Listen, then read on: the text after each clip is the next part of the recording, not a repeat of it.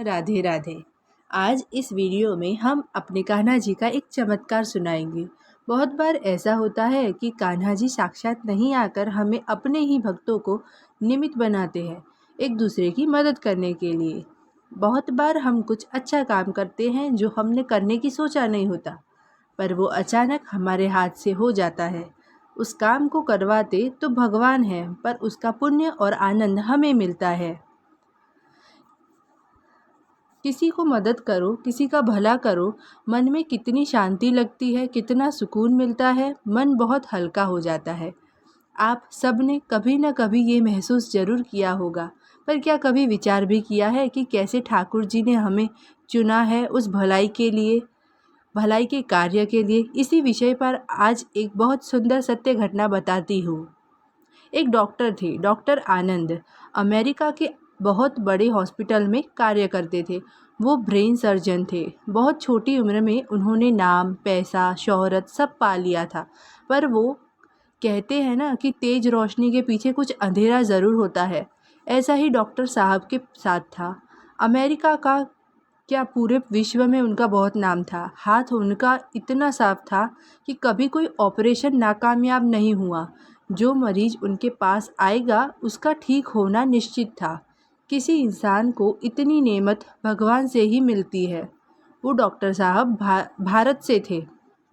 उन्होंने माता पिता अभी भी उनके माता पिता अभी भी भारत में ही रहते थे। उनकी एक बड़ी बहन और थी जिसकी शादी हो गई थी। उनका बहुत खुशहाल परिवार था। वो अपने माता पिता से थोड़ी ही दूरी पर रहती थी ताकि उनका ख्याल रख सके, और सिर्फ इसलिए ही डॉक्टर साहब अपने माता पिता की तारीफ से और माता पिता की तरफ से चिंता से सुनिश्चित थे। डॉक्टर साहब की माता जी बिहारी जी की सच्ची भक्त थी। उनका हर महीने वृंदावन जाना निश्चित था। डॉक्टर साहब भी जब छोटे थे तब अपने माता पिता के साथ बहुत बार वृंदावन गए थे। ऐसा नहीं कि वो भगवान को मानते नहीं थे, पर जब से अमेरिका शिफ्ट हुए वहीं के हो गए। भारत आना हो ही नहीं पाता था। समय की कमी, वो कहते हैं ना, सफलता हमसे बहुत कुछ लेती है। डॉक्टर साहब की शादी हो गई थी और उनका एक 6 साल का बेटा भी था। जब भी माता पिता से बात होती वो बेटे को भारत बुलाते और बेटा उन्हें अमेरिका। माता पिता भारत छोड़कर जाना ही नहीं चाहते थे। माता जी तो वृंदावन आए बिना रह ही नहीं सकती थी। एक बार बेटे ने जिद करके माता पिता की टिकट बुक करवा दी और बोला, 1-2 महीने के लिए आ ही जाओ, मेरे पास रहो, अमेरिका घूमकर वापस चले जाना। दोनों ने बेमन से ही हाँ तो कर दी, क्योंकि बेटे बहू पोते से मिलने का बहुत मन करता था, पर जा न सके। माता जी तो बहुत बीमार हो गई, सिर्फ ये सोच सोच कर कि वृंदावन नहीं जा पाऊंगी।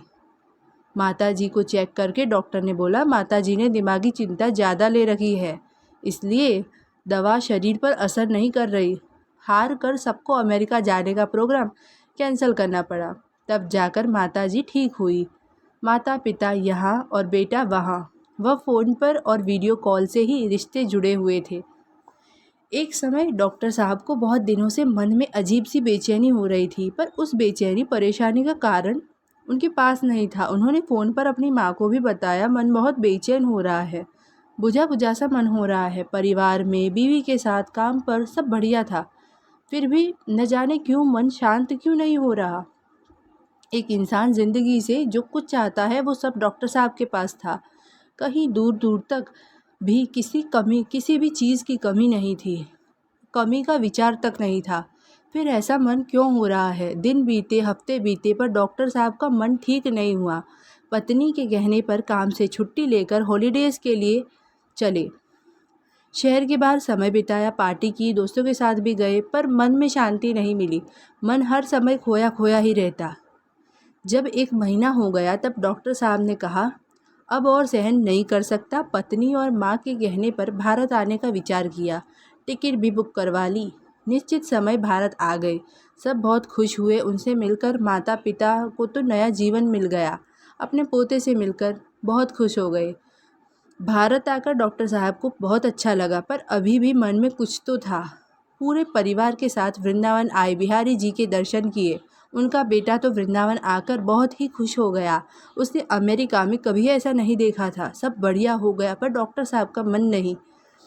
उसमें अभी भी कुछ बेचैनी थी। वो बिहारी जी से पूछ रहे थे, क्या हुआ ठाकुर जी, क्यों मन ऐसा बेचैन है? पर कोई उत्तर नहीं मिला। उनकी वापसी का टिकट 1 हफ्ते बाद की थी। उनकी माता पिता उनके लिए अलग अलग तरह के व्यंजन बनाकर अपने चाव पूरा कर रही थी। पता था अगले हफ्ते बेटा चला जाएगा। एक दिन डॉक्टर साहब अपनी बहन के पति से मिलने गए। उनकी दुकान पर गए। उनके बहनोई की केमिस्ट की दुकान थी। डॉक्टर साहब वहाँ बैठे उनसे बात कर रहे थे। उनकी दुकान बहुत बड़ी थी, बहुत भीड़ भी थी, उनका स्टाफ भी बहुत सारा था। सभी चुस्ती से काम में लगे थे। तभी जोर से काउंटर पर सिक्का गिरने की आवाज़ आई। सबने देखा, एक छोटे से प्यारी सी परी जैसी सुंदर लड़की ने वो सिक्का उछालकर काउंटर पर फेंका था। डॉक्टर बहुत गुस्सा होकर बोले, तुम्हारे माँ बाप कहाँ हैं? किसके साथ आई हो? ऐसा सिक्का क्यों फेंका? काउंटर का शीशा टूट जाता तो? लड़की डर गई। अपनी प्यारी तोतली आवाज़ में बोली, सॉरी भैया, और रोने लगी। डॉक्टर साहब के बहनोई खड़े होकर आए और प्यार से बोले, अरे रो मत बेटा, चुप हो जाओ, लो टॉफ़ी खा लो। उन्होंने डिब्बे से निकाल कर टॉफ़ी उसकी तरफ की। लड़की ने ना में सिर हिलाया। अब डॉक्टर साहब भी वहाँ आ गए और उससे पूछा, बेटा तुम्हारे माता पिता कहाँ हैं? तुम यहाँ अकेली क्यों आई हो? कुछ लेना है? लड़की बड़े प्यार से बोली, माँ बापू भैया के साथ हैं। अंकल मुझे चमत्कार चाहिए, वो दे दो। ये कहकर उसने अपनी फ्रॉक की जेब से